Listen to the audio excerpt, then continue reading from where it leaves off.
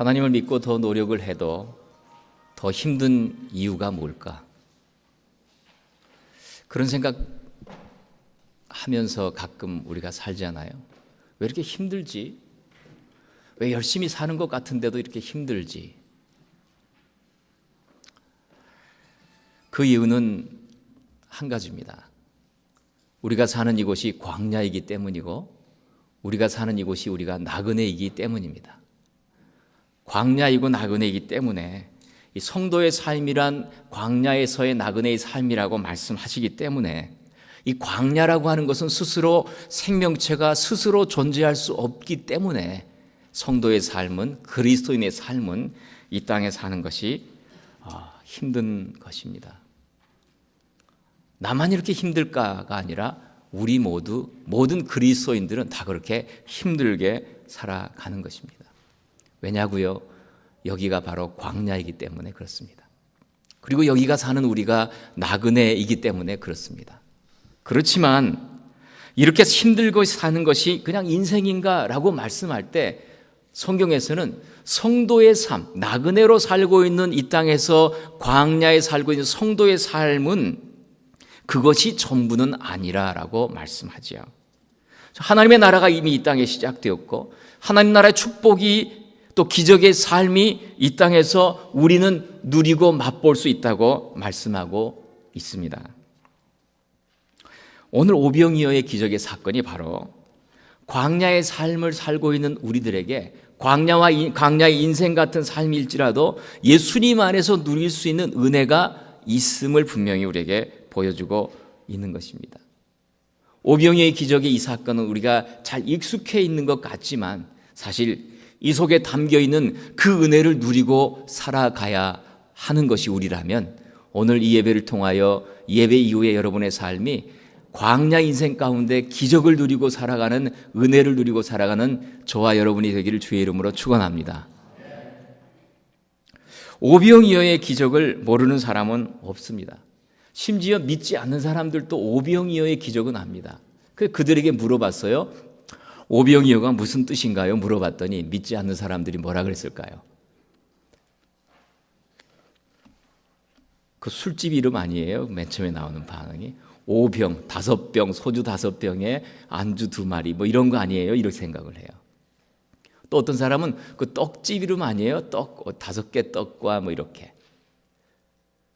그들은 오병이어의 기적의 은혜를 모르고 살면서 동일하게 그리스도인들에게 물어보면 오병이어의 뜻이 무엇입니까? 오병이어의 기적이 나의 삶 가운데는 어떤 은혜로 다가옵니까? 라고 묻는다면 여러분 이 아침에는 뭐라고 말씀하겠습니까? 오늘 본문의 초점은 물고기가 몇 마리냐, 떡이 몇 개냐가 초점이 아닙니다. 왜냐하면 그 다음 장에 가서는 칠병이어의 사건이 나오기 때문에 그렇습니다. 오병이어, 칠병이어, 또 유대인의 땅에서 이방 땅에서 어떤 물고기 몇 개가 떡이 몇 개냐가 초점이 아니라 지금 오늘 본문의 초점은 1차로 어디서 이 사건이 일어나고 있느냐 하는 겁니다. 어디서 이 오병이어의 사건이 일어나고 있습니까? 13절 보면 예수께서 들으시고 배를 타고 떠나사 따로 빈들로 가시니 이 빈들에서 지금 오병이어의 기적이 일어나고 있는 것입니다. 빈들이라고 하면 먹을 것을 구할 수 없는 그곳, 또 스스로 생존할 수 없는 곳이라고 할 때 광야의 의미가 담겨 있는 것입니다. 왜 오늘 우리가 초점을 가져야 될 건 왜 이 오병이어의 기적이 이 빈들에서 일어나고 있느냐 하는 것입니다. 세상의 구주 되심을 증거하는 예수님의 그 하나님 되심을 나타내실 때 굳이 왜 빈들로 나아가셔야만 하느냐 하는 것입니다. 이 빈들이라는 의미는, 이 광야라는 의미는 하나님과 떨어져 있는 이 생명체, 인간으로서 얼마나 외롭고 곤고하고 또 하나님을 떠난 인류의 처한 상황을 단적으로 보여주고 있는 장소의 개념입니다. 빈들. 우리의 삶에 빈들이 있어요. 우리의 삶의 광야와 같아요. 사람들 가운데 있지만 외롭고요. 사람들 가운데 있지만 처절하게 고독스러운 시간들이 있어요. 나만 이렇게 힘든 것인가 하는 고백들이 외칠 때가 있는 것이에요. 그것이 인류의 처한 상황이라고 하는 것입니다. 그런데 왜 주님은 빈들에서 이 오병이어의 기적을 베풀고 계시는가요? 13절에 이렇게 말씀합니다. 예수께서 들으시고, 밑줄을 쳐놓으세요. 들으시고 배를 타고 떠나사, 밑줄을 쳐놓으세요. 떠나사 따로 빈들로 가시니, 빈들로 가셨다고 밑줄을 쳐놓으세요. 즉 오병이어의 기적의 배경이 있다는 것이에요. 왜 빈들에서 오병이어의 기적을 베푸시는가에 대한 배경을 예수께서 들으시고 배를 타고 떠나셨다고 말씀합니다. 이 본문은 앞에 있는 사건들과 연결되어 있는 것입니다. 마태복음 13장에서 하나님 나라의 비유를 7가지로 말씀하시죠. 7가지로 비유를 말씀하신 다음에 오병이어의 사건이 나타나기 이전에 바로 두 곳의 장소를 우리에게 보여주십니다. 첫 번째가 나사렛이라는 동네입니다. 예수께서 들으시고라는 배경에는 첫 번째는 나사렛이라는 동네와 또 하나는 이 헤롯 왕궁이라는 동네가 비치면서 드디어 주님께서 배를 타고 떠나시는 장면으로 연결되어 있다는 것입니다. 여러분 마태복음 13장 53절부터 58절 한번 보세요. 제가 한번 읽어보겠습니다. 예수께서 이 모든 비유를 마치신 후에 거기를 떠나서 고향으로 돌아가사 저희 회당에서 가르치시니 저희가 놀라 가로되 이 사람의 이 지혜와 이런 능력이 어디서 났느냐? 이는 그 목수의 아들이 아니냐? 그 모친은 마리아, 그 형제들은 야고보, 요셉, 시몬, 유다라 하지 않느냐? 그 너희들은 다 우리와 함께 있지 아니하냐? 그런즉 이 사람의 모든 것이 어디서 났느냐 하고 예수를 배척한지라. 예수께서 저에게 말씀하시되 선지자가 자기 고향과 자기 집 외에는 존경을 받지 않음이 없느니라 하시고 저희의 믿지 않음을 인하여, 밑줄을 쳐놓으세요. 저희의 믿지 않음을 인하여 거기서 많은 능력을 행치 아니하시니라. 오병이어가 왜 빈들에서 일어났을까의 첫 번째 배경에 이 나사렛이라는 이 동네를 보여주면서 그들은 누구보다 예수님을 잘 알았던 사람, 30년 동안이나 몫으로 자기의 형제와 자매처럼 이 동네에 살았던 예수님을 보면서 그 말씀의 놀라운 능력을 보면서도 그들은 마음에 아니 저런 능력이 어디서 났지? 아니 저런 가르침이 어디서 났지? 아니 저런 말씀이 어디서 났지? 하면서 누구는 어머님, 아버지 다 형제들 그 이름들을 얘기하면서 그 사람 아니냐? 거기서 누구보다 예수님을 잘한다고 하고 있는 나사렛 사람들에게 하나님은 예수님은 능력을 베풀지 않고 계신다고 기록하고 있는 것입니다. 이것이 오병이어의 첫 번째 배경이 되고 있습니다. 누구보다 잘 알고 있다고 하는 사람들의 모임, 누구보다 오랫동안 예수님을 알고 있다고 생각하는 육신적인 관점으로만 예수님을 이해하고 듣고 알았던 그들에게는 기적이 없었다는 것입니다. 능력과 은혜가 없었다는 것입니다. 왜요? 저희의 믿지 않음을 인하여. 여러분, 그래서 안다는 것과 믿는다는 것은 좀 다른 거예요. 예수님에 대해서 알고 있다는 지식과 예수님을 정말 믿고 있다는 삶의 내용은 다른 것입니다. 나사렛 동네 사람들은 누구보다도 영광스러운 주님을 알 수 있었어요. 볼 수 있었어요. 만날 수 있었어요. 가장 큰 특권을 그들은 누리고 있었습니다. 그럼에도 예수님을 누구보다 알고 있다고 생각하지만 자기의 개인적인 세속적인 관점으로만 이해했기 때문에 거기엔 기적의 삶이 없는 것입니다. 자기 이해의 범주를 넘어가지 못합니다. 예수님을 알고 있는 지식 이상의 어떤 것이 자기 삶 가운데 나타나지 않습니다. 쉽게 말하면 나사렛 사람들의 신앙이란 이것입니다. 내가 예수님을 압니다. 그러나 예수님의 말씀에 나는 전적으로 따라갈 수는 없습니다. 예수님에 대해서 알고 있습니다. 오랫동안 30년도 심지어 알고 있습니다. 그분의 위대함도 알겠습니다. 그러나 나의 삶을 송두리째 드릴 만큼 나는 그렇게 생각지 않습니다. 이 나사렛 사람들의 신앙의 현주소는 이 적당한 것입니다. 예를 들어 이런 것입니다. 적당히 헌금하고요, 적당히 헌신하고요, 적당히 참석하고요, 적당히 거리를 두고 살아가고 있으면 된다고 생각하는 것입니다. 이런 사람의 스타일에게는 기적이 없다는 것입니다. 여기에 중요한 단어가 하나 나오는데 이 57절에 예수를 배척했다라는 단어가, 배척이라는 단어가 이 스캔들이라는 단어가 여기서 나와요. 스캔달리죠. 뭐뭐에 걸려 넘어진다라는 뜻입니다. 그들은 누구보다 예수님을 알고 있다고 하지만 실제로 그들의 말을 통해 예수님을 안다고 느끼고 있지만 그들의 삶에서는 넘어지고 있다는 것입니다. 이것이 마태복음에 3번이나 나오고 있습니다. 여기서 한 번이 나오고요, 조금 있다가 세례 요한의 삶에서 나옵니다. 아니, 바로 앞에서 세례 요한은 이렇게 말합니다. 오실 그이가 당신입니까? 아니면 내가 다른 누구를 기다려야 합니까? 엄청난 도전을 주님 앞에 하고 있습니다. 그는 예수님이 누군지 누구보다도 잘 압니다. 그런데 자기가 감옥에 갇혀 있으면서 왜 주님은 나의 삶에 이런 일들은 안 하고 계시는가를 생각할 때 그는 그런 의심을 던집니다. 왜 주님 다른 사람의 일들은 다 하면서 왜 나에게는 그런 간섭을 안 하십니까? 예수님께서 제자들, 요한의 제자들을 보내면서 이렇게 말씀합니다. 누구든지 나를 인하여 실족하지 않는 것이 복이 있다. 또 마태복음 13장에서 이 배척이라는 단어가, 똑같은 단어가 나옵니다.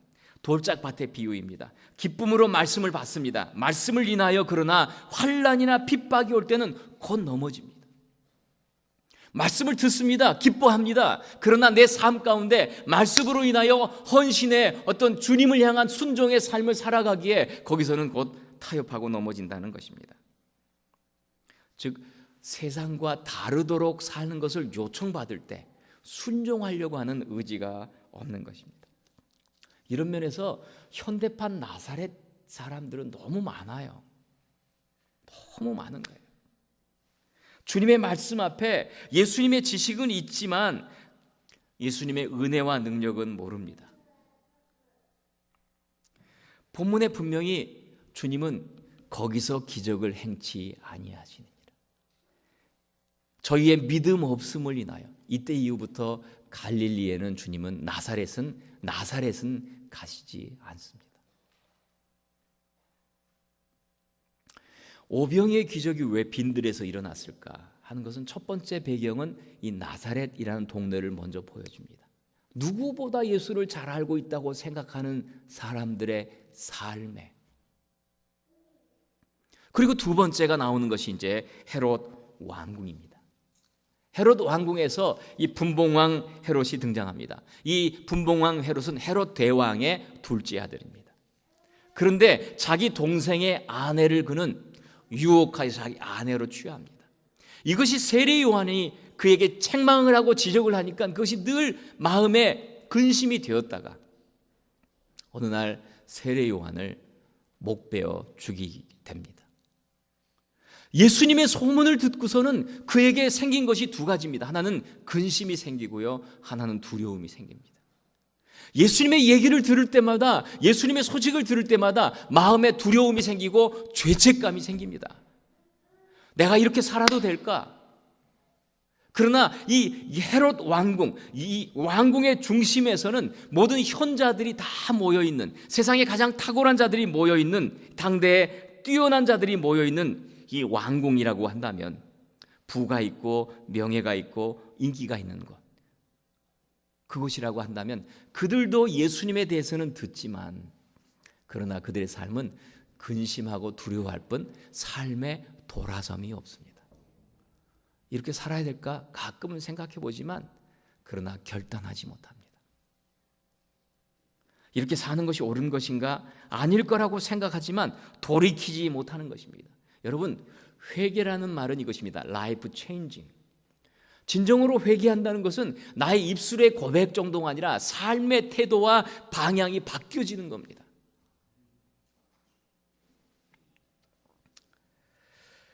이것이 나사렛 동네와 헤롯 왕궁과 대조되고 있는 빈들에서의 기적이 배경이 되고 있습니다. 왜 주님은 빈들로 나가셔야만 했을까? 예수께서 들으시고 배를 타고 떠나사. 여러분, 이 말의 의미는요, 물 위를 걸어오시는 예수님을 우리는 지난주에 봤습니다. 물 위를 깜깜한 밤에서라도 걸어오셔서 소수의 제자들을 구원해 내시는, 지나가시는 예수님을 만났습니다. 그런데 어떤 사람들의 삶의 인생 앞에서는 주님은 들으시고 떠나신다는 겁니다. 그들이 예수님을 몰라서가 아닙니다. 예수님을 알고 때때로 근심해 봅니다. 이렇게 살아서 될까라고 생각합니다. 그러나 삶의 변화가 없고 말씀의 순종함이 전적으로 따르지 않는 그곳에는 은혜와 기적이 나타나지 않는다는 겁니다. 이것이 오병이어의 배경이 된다고 하면, 우리는 본문으로 이제 들어가면, 그러면 빈들에서는 누가 있었길래, 빈들에서 이 기적을 누리는 사람은 어떤 사람들이길래 이런 오병이어의 기적을 누리게 되는 걸까? 성경은 분명히 이렇게 말씀하고 있습니다. 자, 13절 보세요. 무리가 듣고 여러 고을로부터 걸어서 쫓아간지라. 여러분, 이들도 들어요. 예수님의 말씀을, 예수님의 소문을 들어요. 듣고 어때요? 여러 고을로부터 걸어서 쫓아간지라. 어디로? 빈들로. 걸어서 쫓아가는 사람들이라고 말씀이 나와 있어요. 걸어서 쫓아간지라. 여러분의 주보에 보면, 설교 메모에 마가복음 6장 33절을 보면 이 말씀을 이렇게 표현합니다. 그 가는 것을 보고 많은 사람이 저희인 줄 안지라 모든 고을로부터 도보로 그곳에 달려와 저희보다 먼저 갔더라. 여러분, 빈들이 있어요. 광야라고 생각해도 돼요. 주님이 가신다는 소식을 듣고 먼저 와서 쫓아가는 정도가 아니라 달려가서 먼저 간다는 거예요.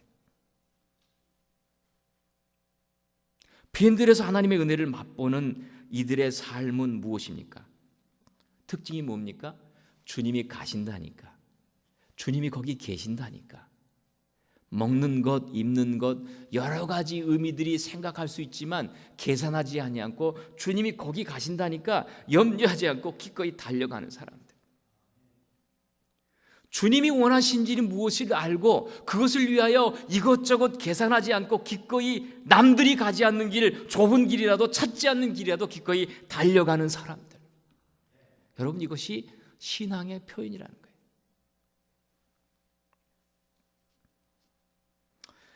신앙이란 뭐래요? 여러분, 신앙을 어떻게 정의할 수 있어요? 나의 신앙을 뭐라고 말할 수 있어요? 신앙을 한마디로 표현하면, 주님 외에는 나는 가지 않습니다. 당신 아니면 나는 아무도 갈 곳이 없습니다. 주님이 계신 곳이라면 나는 기꺼이 가겠습니다. 이 주님만 바라보고 쫓아가는 사람들이 신앙의 특징이 오병이어에 나타난 이 무리들의 특징이라는 겁니다.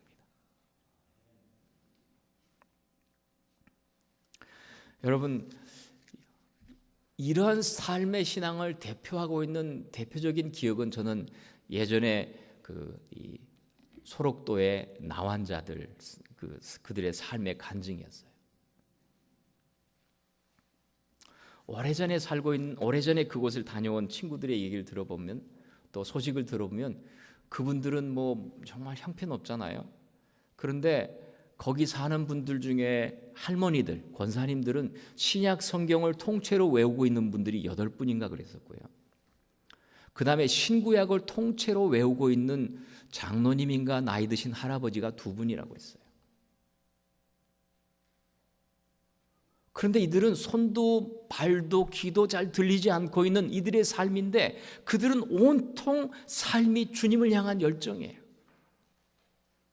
새벽 기도가 시작되면, 5시에 시작되면 몇 시간 전부터 그들은 집을 출발합니다. 거리가 멀어서가 아니에요. 손이 없고 발이 없기 때문에 기억하는 겁니다. 주일날 아침에 예배를 드리기 위하여 그들은 이른 새벽부터 출발합니다. 멀어서가 아니에요. 그 당시에는 그 길이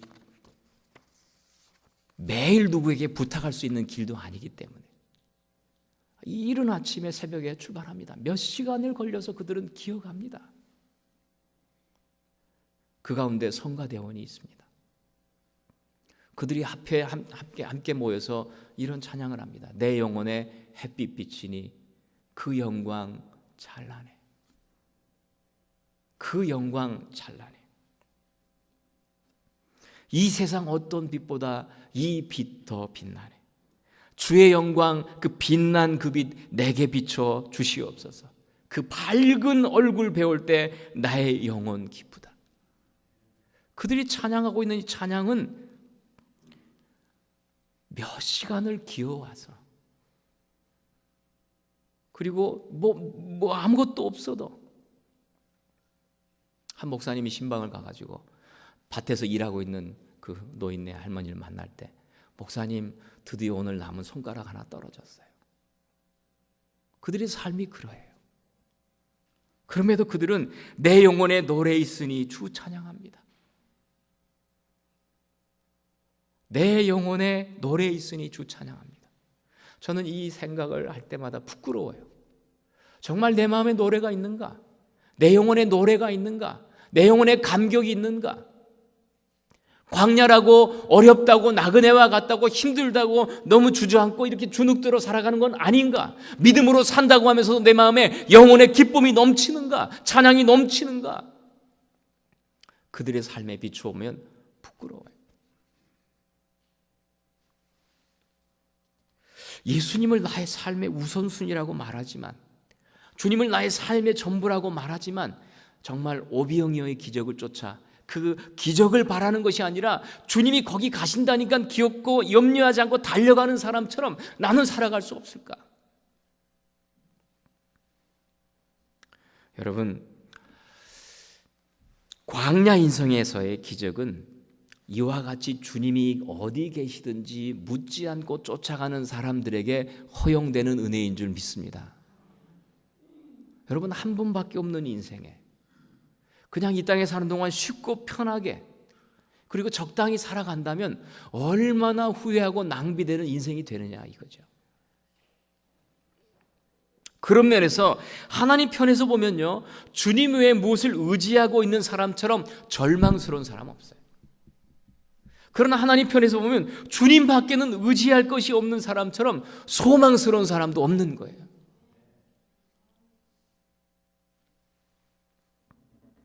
여러분, 우리의 믿음의 고백이 주님 외에는 나는 갈 곳 없어요 라는 어떤 고백이, 절규가 있기를 바랍니다. 주님 외에 갈 곳 없어요. 이것이 광야 인생에서의 은혜를 누리는 출발점이 되는 겁니다. 우리는 얼마나 우리의 많은 생각과 또 우리의 믿음의 방향들이 갈래갈래 찢겨지고, 사람들을 보고 환경을 보고 먹을 것 입을 것을 보면서도 신앙생활 한다고 생각하며 살아가느냐 이 말이죠. 주님 외에 갈 곳 없습니다. 주님만 담아가겠습니다. 여러분, 오병이어의 이와 같은 기적은 오직 주님만을 바라보고 달려나가는 사람들에게 나타나신 주님의 주님 되심, 바로 이것이었습니다. 어둠이 칠흑같이 깜깜한 어둠 속에서 지난 2주 동안 받았던 말씀처럼 예수님이 무리를 걸으시면서까지도 제자들을 구원해 내시려는 한 가지 이유는 그들이 괴로이 너를 좇고 있기 때문에, 말씀하여 순종하며 오로지 그 목표를 향하여 초점을 향하여 가고 있었기 때문에, 주님은 물 위를 걸으시면서도 자신의 하나님 되심을, 천국의 능력을 그들에게 드러내 주신 것입니다. 여러분, 이 오병이어의 기적이 오늘 우리의 말씀 속에서 이전과 다른 특별한 의미로 여러분에게, 저에게 다가오기를 바랍니다. 은혜는 곧 기적이에요. 하나님의 은혜는 기적입니다. 은혜를 베풀어 주실 자에게 베푸시고요, 긍휼을 베풀어 주실 자에게 베풀어 주셔요. 하나님의 나타나심, 하나님의 보여주심. 오늘 본문은 어떻습니까? 14절에 예수께서 나오사.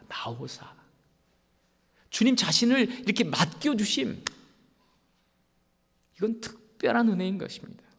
그런데 오늘 본문에 이 오병이어의 기적이 누구로부터 출발하고 있느냐면, 요한복음은 조금 더 구체적으로 한 아이를 보여줍니다. 요한복음 6장 9절에 여기 한 아이가 있어 보리떡 5개와 물고기 2마리를 가졌나이다. 그러나 이것이 이 많은 사람에게 얼마나 되겠사옵나이까? 남자만 5,000명 이상 되는, 자녀들까지 아내들까지 가족까지 하면 한 2만 명 이상 되는 이 수많은 사람들 앞에 물고기 5마리와 5병이에 떡 5개와 물고기 2마리가 어떤 의미가 되겠습니까? 제자들도 도무지 상상할 수 없는 그 믿음 앞에서 주님은 그것을 내게로 가져오라 말씀하시죠. 이 아이가 얼마나 헌신했는지, 이 아이가 얼마나 믿음이 좋아, 이런 건 등장하지 않아요. 그 옆에 빌립은 200데나리온을 가져도 다 먹일 수 없겠습니다. 1년을 넘치게 열심히 살아서 벌어도 이 사람들 다 먹일 수가 없겠습니다. 이거 조그만 거 어떻게 이것이 가능하겠습니까? 제자들의 시각은 그럴 때 이 아이의 행동이 어떠했다는 건 말하지 않습니다. 저는 이 아이를 한번 생각하고 묵상할 때 마치 아브라함을 따라서 그 아들 이삭이 여호와의 산에 올라서 제물로 바쳐지는 바로 그 순간에 아무런 말이 없던 그 이삭의 모습이 생각납니다. 빼앗았을까요? 울고 있었을까요? 그런 게 아니라는 거예요. 주의 말씀을 듣는 광야에서의 이 아이의 삶은 무엇이었을까? 그런데 이 아이의 작은 헌신을 통하여 오병이어의 은혜가 시작되었다는 것을 여러분 보아야 한다는 겁니다. 우리는 때때로 이런 생각합니다. 좀 더 생기면, 더 넉넉해지면 내가 헌신하련. 그것이 아니라는 겁니다. 주님은 그 마음을 기뻐하지 않으신다는 것입니다. 부족한 듯 보여도 이 작은 헌신 가운데 주님의 축복이 만나는 자리가 바로 그 자리라는 것입니다. 아주 작은 데서 감사와 헌신의 삶을 출발하라는 것입니다. 어떤 이에게는 지극히 작은 것이 불만의 요인이 되고 좌절의 이유가 되지만, 어떤 이에게는 지극히 작은 그것이 감사와 헌신의 기회가 된다는 것입니다. 더 여유가 있으면 내가 하련, 이것이 아니라는 겁니다. 오병이어를 가지고 있는 이 작은 아이의 이 드림, 이것이 축복의 자리로, 기적의 자리로, 은혜의 자리에 도구화되고 있다는 것. 이것이 우리의 삶을 돌아보아야 될 작은 헌신이라고 믿는 것입니다. 여러분, 내가 가진 것은 작아 하면서 아무것도 하지 않는 것보다 내가 가진 것 작아, 그럼에도 내가 이것 가지고 주께 드린다고 할 때 삶의 결과는 달라지게 되는 겁니다. 만일 교회를 그냥 극장의 관객처럼 보고 다니고 있다면 그는 사실은 편할 수 있지만 숱한 하나님의 은혜의 기적의 타이밍을 상실해 가고 있는 것입니다. 내 손에 지금 얼마가 있느냐가 중요한 것이 아니라 내 손에 가진 그것으로 주님을 섬겨가는 것이 광야 인생에서의 은혜의 출발점인 걸 여러분 믿으시기 바랍니다. 교회가 얼마나 크냐, 이것은 주님 나라에서 정말 중요한 거 아니에요. 모여있는 그들의 삶 가운데 적어도 자기의 가진 것을 헌신하고 있느냐, 그것이 교회의 퀄리티를, 주님이 기뻐하신 은혜의 출발점이 되고 있다는 걸 여러분 기억하셔야 합니다.